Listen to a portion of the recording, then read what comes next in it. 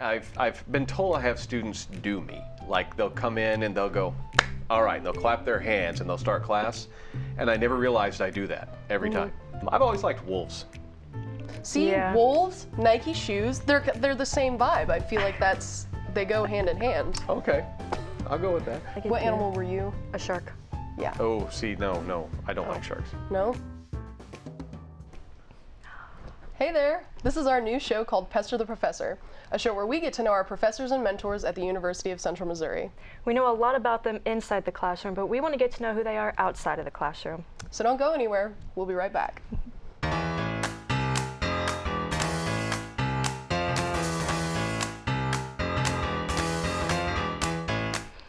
Welcome back. I'm Icarus. And I'm Jordan. For our first episode, we have a very special guest, the Chair of Communication and Digital Media, the Dad of DMP, Dr. Joe Moore. Yay! Yay! Hi, y'all. How are you doing? Good. Good. How are you? How are you? Good. I like that, Dad of DMP. I'll have to get a nameplate with that on it on my door. Oh yeah, for sure. So, obviously, who are you? That's the first question. We have to know who you are. Well, I am a graduate of the University of Central Missouri. Actually, it was Central Missouri State University when I went to school here. I got my bachelor's degree in 1992, got my master's in 94. I played football on the football team for 4 years. I worked in the sports information office for 4 years. I wrote for the Mule Skinner for 5 years, and then moved away a couple of different places, and I came back in 2002 to be the Athletic Media Relations Director, and in 2006 started teaching. I have a wife, Heidi, who's the love of my life. She's a kindergarten teacher. I have 3 kids. Gabby graduated from UCM 2 years ago with a degree in music ed. She's a music teacher down in Lamont right now. And then my 2 sons, Gavin is 20, and he is I always have to think about what they are. Political science and Spanish double major with a minor in comm studies. Oh my goodness. And Grant is in his first year, and he's a history and anthropology major with a minor in Spanish. So you're just like the UCM family. You're the You UCM really are. spokesperson. You've been here for a while, but you also, all of your kids go to UCM. Listen, I bleed cardinal and black. This That's is my right. school. This Yeah. is my school. Absolutely. So Joe, you have a lot of, as a professor, you've had a lot of first day of class, getting to know students for the first time. What would you say is your favorite icebreaker to ask on the first day?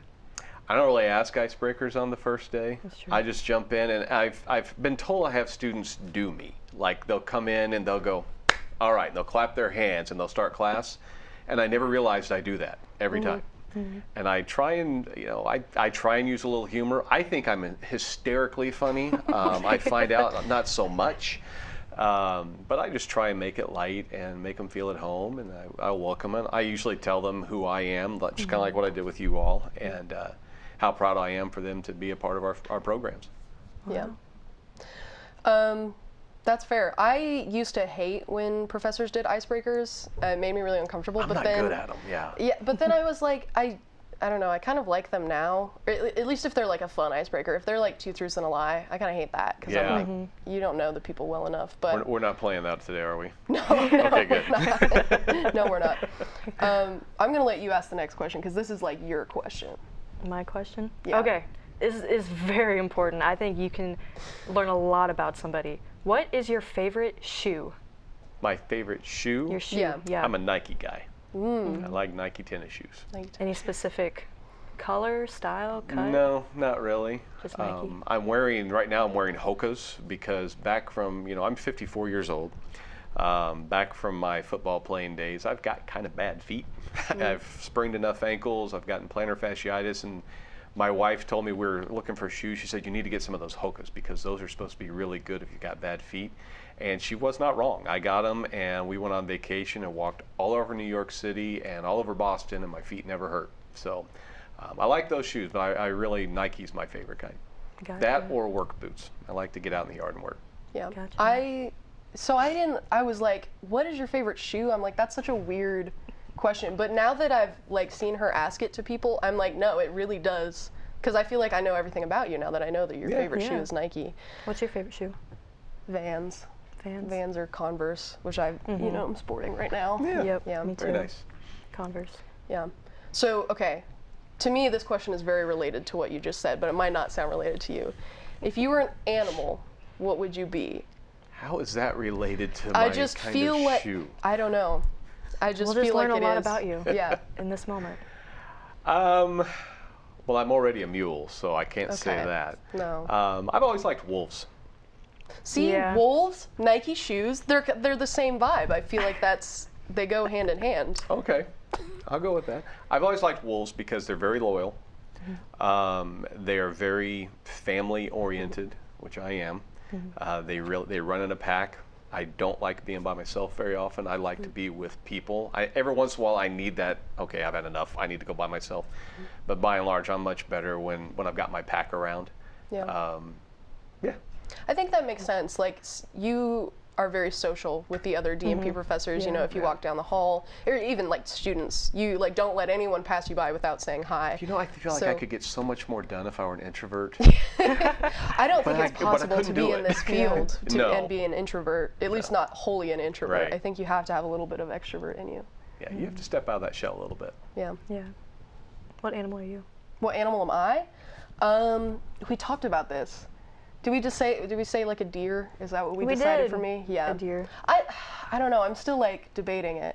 I'm like, I don't know. And I get what deer. animal were you? A shark. Yeah. Oh, see, no, I don't like sharks. No? I do like. I can't say that. I do like sharks. I think sharks are fascinating. I love watching Shark Week. Hate going to the ocean. Do you have like a horror story of a shark, or are you just like scared? No, like, I Shark just watch Week every enough. week? I don't want to get eaten by a shark. You Yeah. know, they're scary. So you're not a fan of Shark Week? I love watching it. Oh, I'm okay. fascinated You by them. just I think don't- they're you don't like- beautiful creatures. I just don't want to get eaten by. You And don't now that I'm wanna- a father, I really don't want to see my kids get eaten by one. That's Can I fair. say this on the air? Can I tell you something on the air? Ooh, yeah. I used to joke that, because this is Pester my Professor. You're supposed to get to know me, right? I used to bank on the fact that sharks weren't going to like the taste of urine, because if a shark got after me, it's happening, right? And then I watched Bear Grylls' Man vs. Wild, and he was on this island and he's trying to catch a shark. So he starts peeing in the ocean and he says sharks smell that and it's a sense of distress and they attack. So I'm dead. I mean, if I'm in the so ocean and a shark comes near me, I'm dead. I think that's fair. Do you believe, this is a hot take, do you believe in the megalodon? No, I don't. I believe it was. I don't believe it is. Yeah. That's a bummer. I think they're like, so another question we have on here is, do you believe in otherworldly creatures? Like any of them, so like the megalodon, for example, or aliens or ghosts or things I like believe in that. aliens. Yeah? Yeah, we live in a huge, monstrous, vast universe. And I think it's very arrogant for us to think we are the only living beings in the entire universe. So yeah, I have no problem believing in aliens. I don't think they have to be weird, scary-looking creatures. I Yeah. don't believe that they're going to be violent and mean and try and take over our planet. Why would they have to be? Why do we think that somebody coming from another planet is going to be trying to steal our resources? If we don't Yeah. take care of our planet, they're not going to want to touch our planet. That's fair. So yeah, I believe them. Yeah. But you don't believe in the megalodon. I don't believe in the megalodon. I believe it. I mean, prehistorically, yes. Okay. You just don't think it's out there now. Yeah. Do you think there are other like, I'm sorry, I'm just go asking ahead. so many questions. Go. Do you think there are other like ocean creatures that are like things that we've never seen before? Oh yeah. Like, yeah. I think we've figured that out. Yeah. That the depths are so. I've always been fascinated with why we could go to the moon. Why we're going to Mars and we haven't gone to the we haven't deepest gone depths to the of the deepest oceans. ocean. Yeah. And my youngest is just, he knows all kinds of weird stuff. And he's like, well, Dad, because you don't have the pressure in space that you do in the bottom of the ocean. I'm like, shut up, Grant, you know everything. You know, because in space, you don't have that Yeah. pressing you do in the depths of the ocean. But we know there are creatures down there we just can't get to. Yeah. yeah. To me, that's kind of what I think aliens are like the same types of things that we would find at like the bottom of the ocean. Yeah. Just like, not necessarily like scary, but just like different creatures that we haven't encountered So yet. you don't think aliens that we would run into might look like us? No, I think that could be too. Yeah. I mean, yeah. I don't know. I believe in aliens, but then I think about it for too long, and I don't like thinking about how big the universe is. The universe kind of scares me a lot. Yeah. I've never really had a draw to go to space. I mean, I was a diehard Star Wars fan, still am, but And you yeah, don't wanna I go don't to need to go space? out there. Yeah. Nope. Well, I haven't even been out of the United States. I mean, I've been to Mexico, I've been to Puerto Rico, but I've never even been to Europe. Why would I want to go to space? Yeah. So since we're on the topic of animals, this is the next very important question. Are you a black cat or an orange cat? I'm a black cat. I own a black cat. Wow. interesting. Wow. So we have assigned black or orange cat to all of the DMP professors. And this was kind of a trick question for you because we decided you were in fact not a cat, you were a dog. Oh yeah, Which I'm I think a dog person. I think matches with what you said, you were a wolf, and I'm like, we were right. So yeah, we should have clarified there is a correct answer to that I do have question. 2 dogs and 1 cat, Yeah. and it's the only cat I've ever owned. And I always say, you know, I've told you guys, you've heard me say this. I talk to students in their undergrad, and I say, have you thought about grad school? And they're like, no, never going to grad school, never, never. And I've always said, listen, I was never going to own a cat. She slept on my feet last night. Yeah. Yep. But I'm a dog Makes person. Okay. Because you are a dog. Yeah, I'm a Definitely. dog. Yeah. You're definitely a dog. So we sort of started talking about your career there. When did you know you wanted to go into like digital media? And I know you started in radio, correct? Or sports journalism. Sports journalism. Yeah, and then you went into radio. Actually, I didn't do radio okay. until I started teaching. Gotcha, okay, My okay. background is I'm a writer. I was a sports writer. I was a sports information director, which is basically the PR person for an athletic department. I worked with a lot of radio professionals and a lot of television professionals. I did a little bit of radio when I did that, doing color commentary at sporting events. I knew I wanted to get into it when I was a junior, I think, in high school. I would read Sports Illustrated cover to cover, and you know when we actually opened up the magazines and read them, didn't just scroll through it. And I'd read about a sports information director, and I really wasn't sure what I wanted to do. I knew I wanted to be involved in athletics somehow. I figured out pretty early I wasn't going to make it as a wide receiver or defensive back for the Kansas City Chiefs, but I wanted to still work in that realm. And so I was flipping through there, and I read about a sports information director, and I kind of figured out what that was, and I did a little research, and one of the best in the business was here at UCM. It's one of the reasons I wanted to come here, because I wanted to work with him. His name was Bill Turnage. He was one of my mentors. I've always said there's Jesus, there's Leon Moore, who was my father, and there's Bill Turnage. And lost Bill a few years ago. That was a hard day. But he was my mentor, and I worked under him and learned all about the business.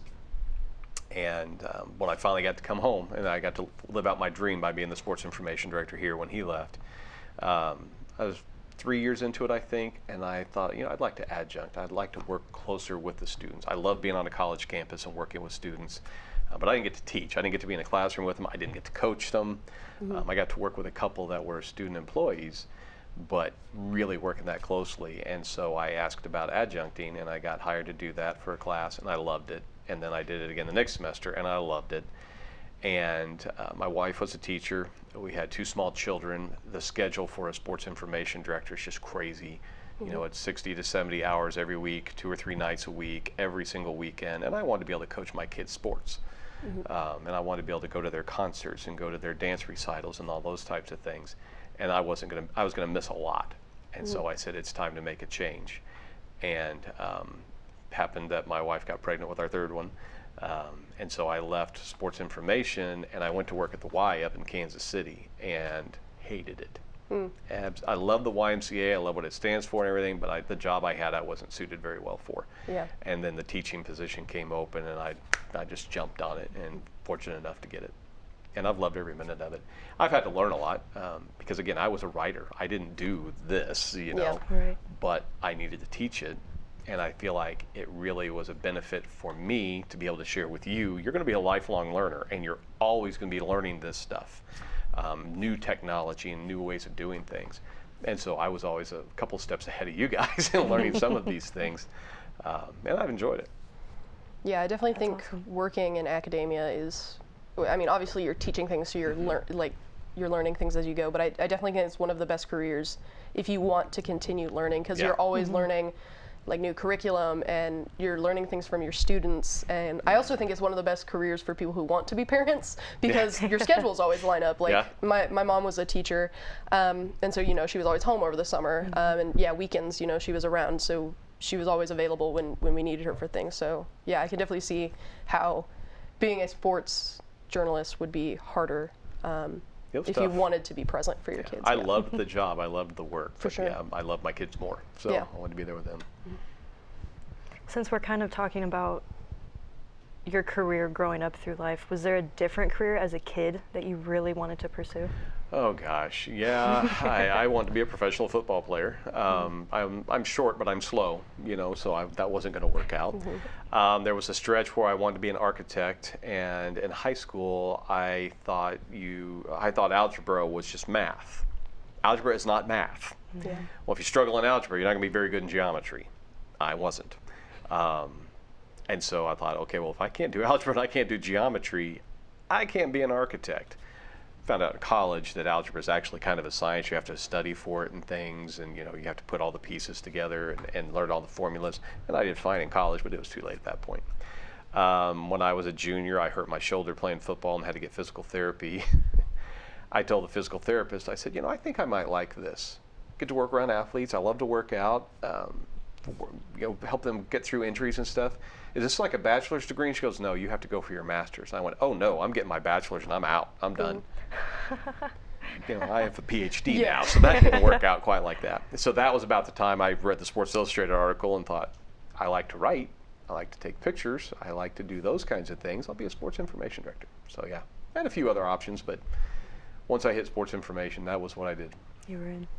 It's kind of funny that you listed pretty much everything that is related to like sports or athletics in some way, and then architecture. Where did that come from? Just When I was in 8th grade, we had to do an aptitude test. And growing up, I was a pretty good artist. I liked to draw, and I was good at math. And so they said, well, if you're good at math and you're artistic, that's a field you could get into. And I had this grandiose plan that I wanted to build churches, and I thought churches had to have stained glass windows. And so I was going to build churches, and I was going to donate a part of what they were going to pay me to build them a stained glass window. And I had this grandiose plan and everything. And then got to my freshman year in high school and realized algebra isn't math, and so that just kind of put the kibosh on that. yeah. So getting away from careers and academics a little bit. So we know a little bit how you had a relationship with the same not with another professor, but with the same person that another one of the professors here, Shannon Johnson, had. Yes. And we just want to kind of hear about that story, how that went, a little bit deeper into that if you'd like to share. Sure. Don't have to say names, of course. I'm not. Yeah. I'm not.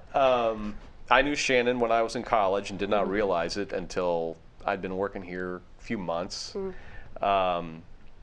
My sister was in a sorority. This particular girl happened to be in that sorority, and I would go over to the house every once in a while because I got to be friends with them because of my sister. I'd go see my sister, I'd go visit with them, and I walked in there one day, and she was sitting on the couch just sobbing.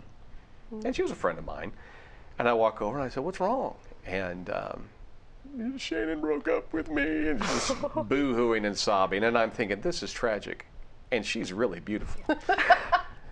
And so I comforted her for a little bit, and we talked a little bit and tried to make her feel better and stuff. And after that, for a little while, we started talking, and then we started dating for a little bit. And then summer came, and it was just, we went our separate ways, and that was that. And then about 2-3 months into my time working here, and I go, Shannon. He said, yeah. Did you date? Insert girl's name. And he goes, I wondered how long it was going to take you to put that together. And we still laugh about that. Yeah, it is really funny. So Shannon broke her heart, and then she broke your heart. Can you believe he did that? Nicest girl, and he broke her heart. Man, my image of Shannon is forever changed now. I'm gonna look at him and be like, I know what you did. Well, she's married now and has, I think, 2 kids, and seems to be very, very happy. So it's she's probably good. for the She's best. good. It didn't work out with She's either alright. one of us. Yeah. So since we're kind of in a deep question, getting maybe a little deeper, this isn't actually on our list, but I just kind of thought of it. Do you have any irrational fears? Not necessarily like something that you're genuinely concerned about, but just a random fear. Like, I'm afraid of elevators, if I'm going to be honest. Do you have one of those? I really don't. Nothing? My biggest fear is something happened to my kids or to my Yeah. wife. There's Yeah, and that doesn't It's- seem irrational. That's like Yeah. every Yeah. parent well, probably especially thinks that. Yeah. especially what we're living in right now, and Oh, yeah. my wife is a teacher, so she's in schools all the time. My daughter's a teacher. She's in schools all the time. My 2 sons are in college, and yeah, that does make me nervous. Every morning when I pull up, I pray that they're safe, that we get to come home together at the end of the day. But again, the whole shark thing, I stopped worrying about that. We went actually a couple years ago to Mexico, and we went snorkeling, and I'm like, this is it. Here we go. And my wife kept telling me, they know where they're taking us. They know it's a safe place. But when we got in the water, as soon as I got in the water, I was fine. But I was constantly looking where my kids were. And, and they're not little kids anymore. They're 20-year-old and things like that. So I'm looking around to make sure they're safe. After that answer, I think I know what you're probably going to say for this question, but what is the thing that gets you up in the morning?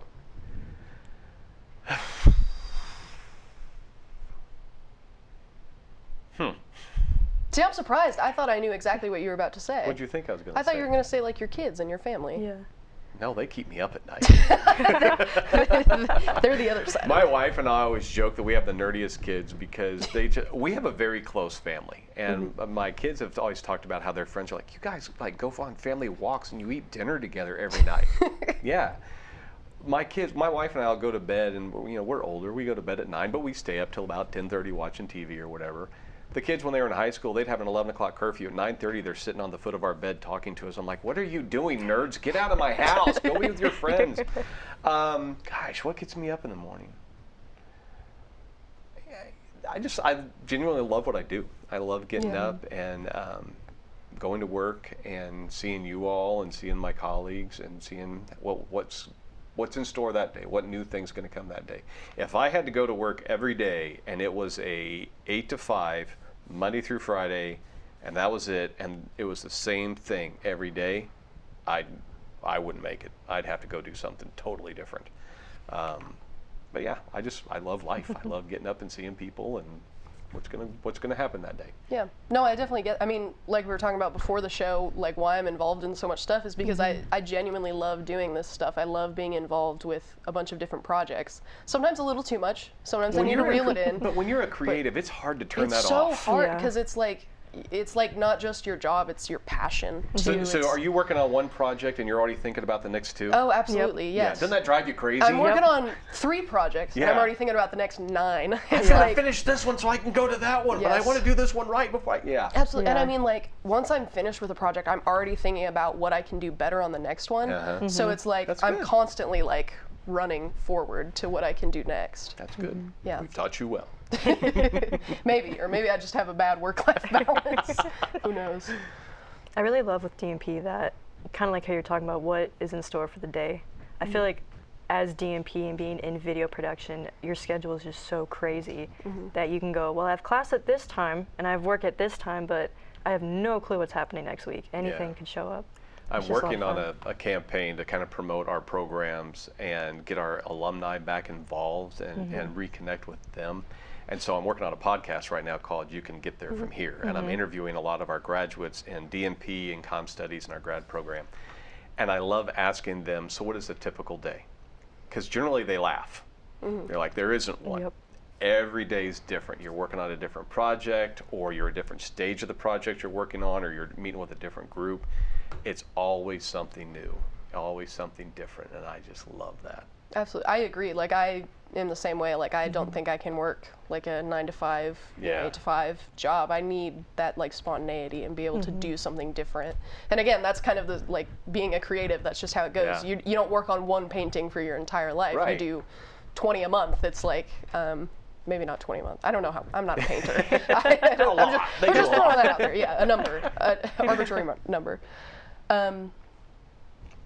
Do you have a good question? What would you say is something that holds you back? Yeah. Either So the flip in- side. Yeah, either in life or in your career. What would you say holds you back? Probably time. Yeah. Just having the time. I've always, it's weird. I would say I'm a risk taker. I'm not afraid to try something new. I have no desire to go skydiving. I'm not doing that. I do want to get in a Shark Tank. You want So to I would really take that risk. Yeah, I know it's so really, contrary yeah, to what you it just said. is, You're talking it about is, how but it you're- would be cool. Yeah.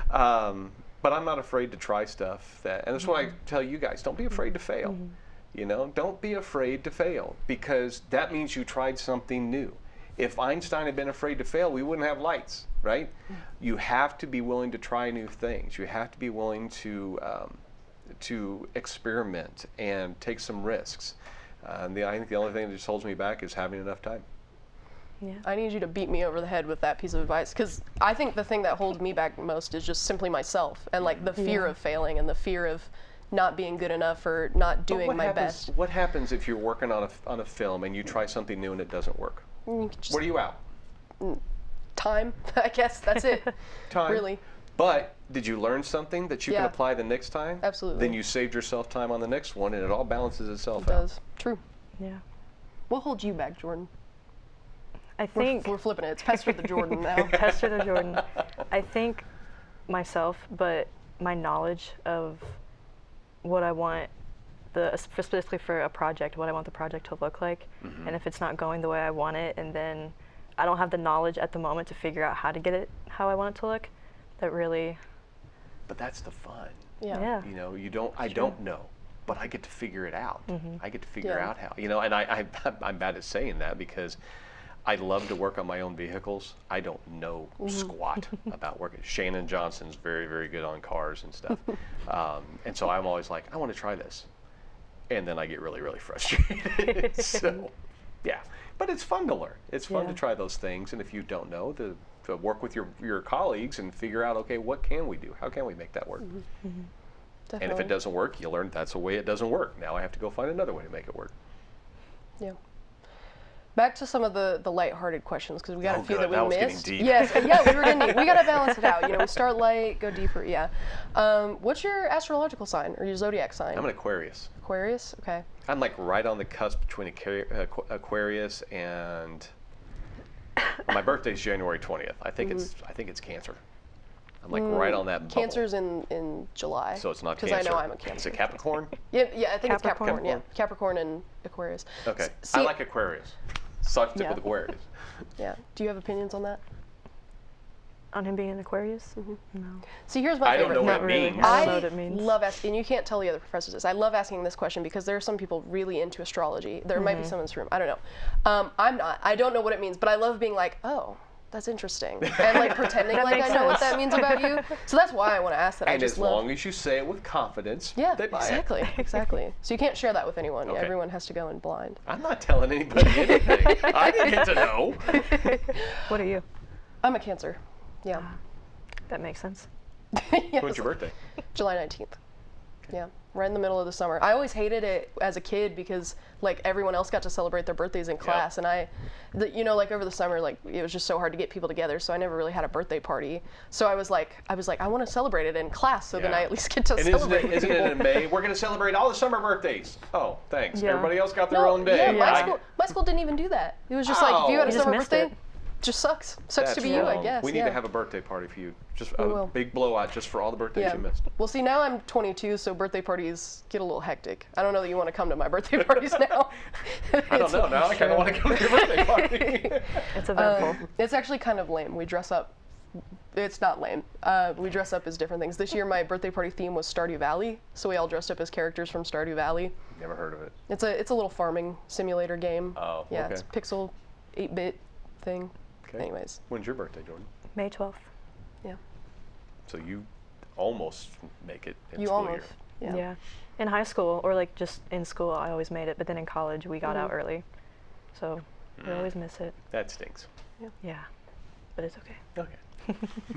Were there any other questions you wanted to ask? Do you have any weird hidden talents?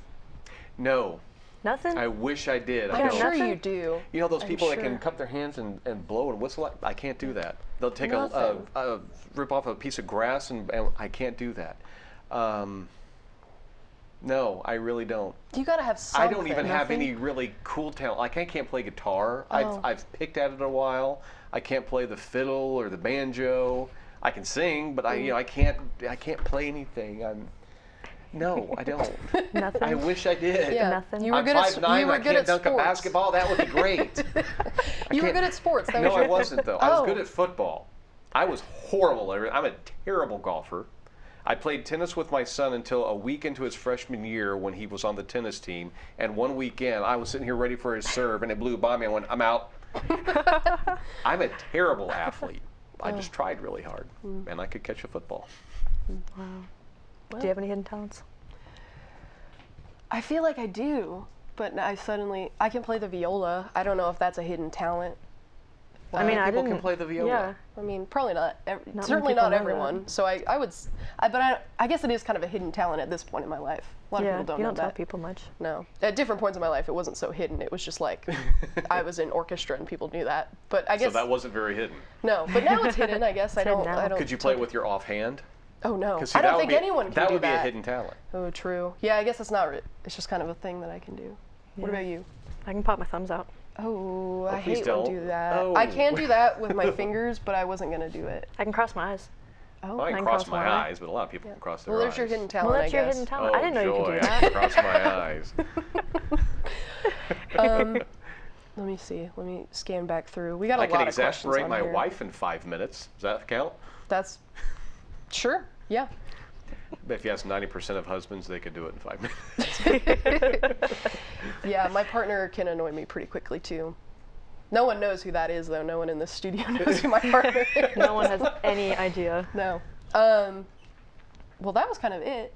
Other than our Yeah. very last piece of so this is a question we're going to ask everyone. What is a piece of advice you want to close with, either for DMP or just life in general? Honestly, Yeah. Do I look at the camera to give this? either way. Go for it. Unless you think you need to direct it right at us. Okay, listen up. This is my number one piece of advice. Work hard. Hard work beats talent when talent won't work hard. Talent will fade. Talent will go away. But as long as you are willing to put in the work, as long as you're not afraid of failure, as long as you are willing to try and keep getting up and moving forward and trying a little more the next day, you're going to be fine. That's my number one piece See, of advice. this is why you're the dad of DMP. Exactly. That was such That's a why we dad call thing. you the I dad know, of like DMP. Jane and our floor director's like, I'm about to cry. I'm like, I know. I'm like, I need my dad to say that to me. I'm like, ugh. Yeah. Well, yeah, that's kind of all we had. Thank you for being on our show. Did you feel pestered? I did not feel pestered at all. I'm actually honored to it. be on here Oh, Dave, great. to visit with you guys. Well, I guess we'll have to be try the harder dad next of time. DMP. I kind of like that. Yeah. I might have to get that name. Yeah. Well, Put it on your door. Dr. Joe Moore, Dr. Dad of Joe Moore, DMP. Dad of DMP. Yeah.